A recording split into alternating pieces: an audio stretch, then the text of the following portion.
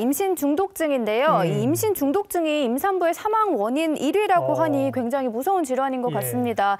임신 중독증의 발병 원인과 또 증상은 어떻게 될까요? 그러니까 임신 중독증은 한마디로 임신에 의해서 중독이 됐다? 흔히 말하면요, 임신 때문에 생긴 질환입니다.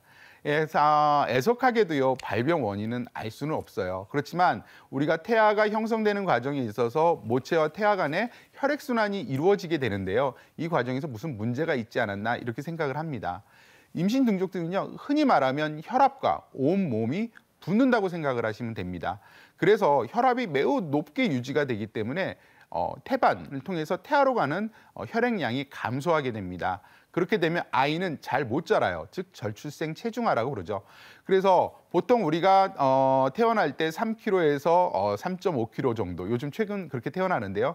이렇게 임신성 중독증에 걸린 아이들은요, 대부분 2kg에서 때로는 1kg의 체중을 갖는 경우가 많습니다. 그다음에 혈압이 높으니까 태반이 미리 떨어져 나가면서 우리가 조산을 일으키는 경우도 굉장히 많죠. 이와 같은 응급 상황을 일으킬 수 있습니다.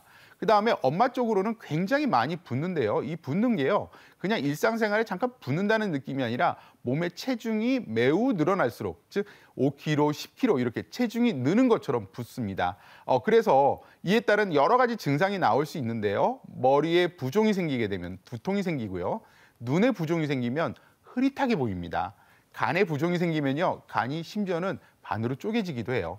그다음에 폐부종, 숨쉬기 힘들죠. 그다음에 콩팥에도 부종이 생기면 단백뇨가 빠져나오게 됩니다.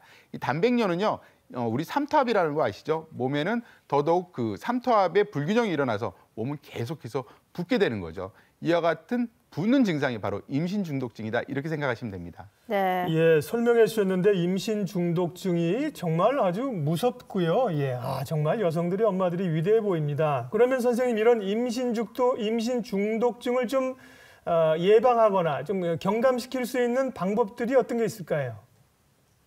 그러니까 원인을 알면 예방과 그다음에 치료도 쉬울 텐데, 아까 얘기했지만 원인이 제대로 밝혀지지 않기 때문에 사실 예방하거나 치료를 하는 것이 쉽지는 않습니다. 근데 임신 중독증은 집에서 간단하게 우리가 체크를 해볼 수 있어요. 바로 몸무게인데요. 보통 아침에 일어나잖아요. 아침에 일어나면 대부분 복장이 간편합니다. 그래서 내가 몸무게를 꾸준히 재는데요.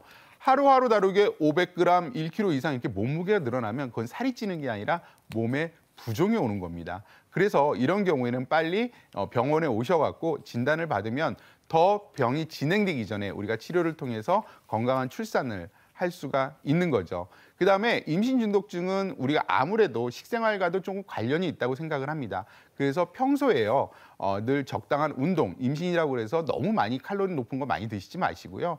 그다음에 염분을 섭취를 조금 제한하는 것도 중요하고요. 그다음에 물을 충분히 드시고, 그다음에 편안한 휴식, 그리고 충분한 수면을 취하는 것이 가장 좋은 예방법이다, 이렇게 생각을 합니다.